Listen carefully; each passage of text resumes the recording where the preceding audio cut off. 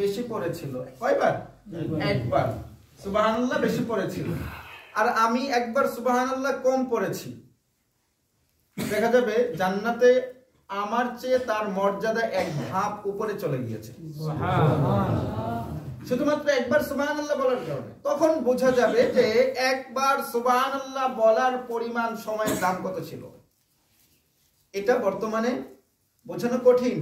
আমরা যেভাবে সময় নষ্ট করি, এই পরিস্থিতিতে বোঝানো অনেক কঠিন। কারণ আমাদের কাছে আমাদের জীবনের মূল্য নেই, আমাদের সময়ের মূল্য নেই। সম্মানিত হাজিরিন, আমাদের জীবনের ভেতর আল্লাহ তাআলা কিছু কিছু সময় দেন অফার হিসাবে। কেমন অফার হিসাবে? আমরা দেখি কখনো কখনো ফোনে এবং সিমে কথা বলার জন্য কিছু অফার থাকে। সেই অফার টাইমটা শেষ হয়ে যাওয়ার পর কি সেই সুযোগটা নেওয়া যায়? নেওয়া যায় না। আল্লাহ তাআলা আমাদের জীবনে এমন কিছু অফার দেন যে সময়টাতে যদি আমি কাজ করতে পারি, আমল করতে পারি, নেক আমল করতে পারি, তাহলে অনেক সওয়াব পেয়ে যাব। কিন্তু এর বাহিরে অনেক সময়, দীর্ঘ সময় আমল করার পর সেই পরিমাণ সওয়াব পাবো। যেমন রমাদানুল মুবারকে এক একটা আমলের সওয়াব কত পরিমাণ বৃদ্ধি পায়? 70 গুণ বৃদ্ধি পায়। এটা কি রমাদানের বাইরে আমল করলে পাওয়া যাবে? পাওয়া যাবে না। আজকের যে রাত লাইলাতুন নিসফ মিন শাবান, এটা হচ্ছে হাদিসের পরিভাষা। আমরা যেটাকে শবে বরাত হিসেবে চিনি, হাদিসের পরিভাষা হচ্ছে লাইলাতুন নিসফ মিন শাবান, শাবানের মধ্য রজনী। বর্তমান যে মাসটা চলছে সেই মাসের নাম কি? শাবান। শাবানের মধ্য রজনীটা আমাদের জন্য আল্লাহর পক্ষ থেকে একটা অফার। কেমন অফার? এই লাইলাতুন নিসফ মিন শাবানের ফজিলত এত বেশি, আল্লাহ রাসূল সাল্লাল্লাহু আলাইহি ওয়াসাল্লাম বলেছেন, দুই ব্যক্তি ছাড়া আল্লাহ তাআলা সমস্ত সৃষ্টিকুলকে মাফ করে দেবেন। সুবহানাল্লাহ। এই রাতের শুধু গুরুত্ব যে তা না, বরঞ্চ রমাদানুল মুবারকের আগের মাস এবং পরের মাস এর গুরুত্ব অনেক বেশি। আল্লাহ রাসূল সাল্লাল্লাহু আলাইহি ওয়াসাল্লাম এই মাসে সবচেয়ে বেশি সিয়াম পালন করতেন, রোজা রাখতেন। এটা আল্লাহ রাসূল সাল্লাল্লাহু আলাইহি ওয়াসাল্লামের একটা অভ্যাস ছিল। আল্লাহ রাসূল সাল্লাল্লাহু আলাইহি ওয়াসাল্লামের স্বাভাবিক অভ্যাস ছিল প্রত্যেক মাসে আইয়ামুল বীদের সিয়াম পালন করতেন, রোজা রাখতেন। আইয়ামুল বীদ চন্দ্র মাসের 13, 14, 15। আপনারা দেখবেন চাঁদ ওঠে 1 তারিখে চাঁদ ওঠে। তো 1, 2, 3 এভাবে গুনতে গুনতে 13, 14, 13তে চাঁদ পূর্ণ হয়। আমরা তো আর চাঁদ দেখি না, অথচ একটা সময় ছিল মানুষ চাঁদ দেখে বলতে পারতো আজ কয় তারিখ। আল্লাহ তাআলা চাঁদ দিয়েছেন তারিখ গণনা করার জন্য, সূর্য দিয়েছেন দিনের সময় গণনা করার জন্য। আগের মুরব্বীরা হয়তো বলতে পারবেন যে ঘড়ি না দেখে সূর্য দেখেই সময় বলে দিতে পারতেন। কিন্তু বর্তমান ডিজিটাল যুগে আমরা যারা আছি আমরা কিন্তু পারবো না। কারণ আমরা ঘড়ির উপর এবং টেকনোলজির উপর এত বেশি ডিপেন্ডেন্ট হয়েছি যে টেকনোলজি যদি আমার হাত থেকে হাতছাড়া হয়ে যায় তাহলে আমি পঙ্গু হয়ে যাই। অথচ আল্লাহ তাআলা প্রাকৃতিকভাবে এগুলো তৈরি করেছেন যাতে করে আমি আমার জীবন, আমার সময়, দিনের সময় এবং রাতের সময় যাতে আমি গণনা করতে পারি। সম্মানিত হাজিরিন, আল্লাহ রাসূল সাল্লাল্লাহু আলাইহি ওয়াসাল্লামের শাবান মাসের আমল কি ছিল? এটা আমাদের আম্মা জান আয়েশা রাদিয়াল্লাহু আনহা বর্ণনা করছেন, যে হাদিসটি মুসলিমে এসেছে। আল্লাহ তাআলা সূরাতুল আহজাবের 21 নং আয়াতে বলছেন, লাকাদ কানা লাকুম ফি রাসূলিল্লাহি উসওয়াতুন হাসানাহ। আল্লাহ রাসূল সাল্লাল্লাহু আলাইহি ওয়াসাল্লামের মাঝে অবশ্যই তোমাদের জন্য রয়েছে উত্তম আদর্শ। কার মাঝে? আল্লাহ রাসূল সাল্লাল্লাহু আলাইহি ওয়াসাল্লামের মাঝে, মুহাম্মদ সাল্লাল্লাহু আলাইহি ওয়াসাল্লামের জীবনীতে, নাকি অন্য কোনো ব্যক্তির জীবনীতে আমাদের জন্য উত্তম আদর্শ রয়েছে? হ্যাঁ, অন্য ব্যক্তি যারা আছেন ওনাদের জীবন আদর্শটা যদি মুহাম্মদ সাল্লাল্লাহু আলাইহি ওয়াসাল্লামের জীবন আদর্শ এবং লাইফ স্টাইলের সাথে মিলে তাহলে কোনো সমস্যা নেই, আর যদি না মিলে তাহলে সেটা গ্রহণ করা যাবে না।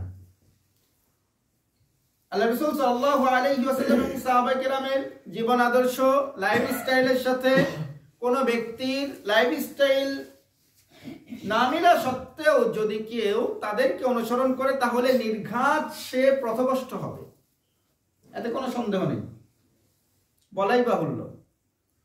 সম্মানিত হাজিরিন, তো আল্লাহ রাসূল সাল্লাল্লাহু আলাইহি ওয়াসাল্লাম শাবান মাস যেভাবে কাটিয়েছেন সেভাবেই তো আমাদের কাটানো উচিত, নাকি না?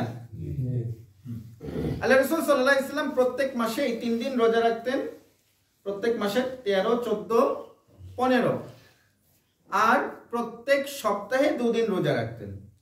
এক হচ্ছে ইয়াউমুল ইসনাইন সোমবার, ইয়াউমুল খামিস বৃহস্পতিবার। এই 2 দিন আল্লাহ রাসূল সাল্লাল্লাহু আলাইহি ওয়াসাল্লাম সিয়াম পালন করতেন, রোজা রাখতেন। আম্মা জান আয়েশা রাদিয়াল্লাহু আনহা আমাদেরকে জানাচ্ছেন যে হাদিসটি মুসলিমে এসেছে, মুসলিম শরীফের 2691 নং হাদিস।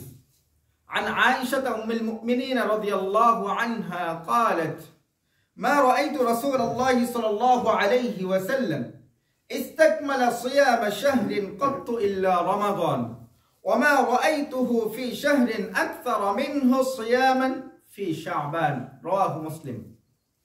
আম্মা জান আয়েশা রাদিয়াল্লাহু আনহা বলছেন আল্লাহ রাসূল সাল্লাল্লাহু আলাইহি ওয়াসাল্লামকে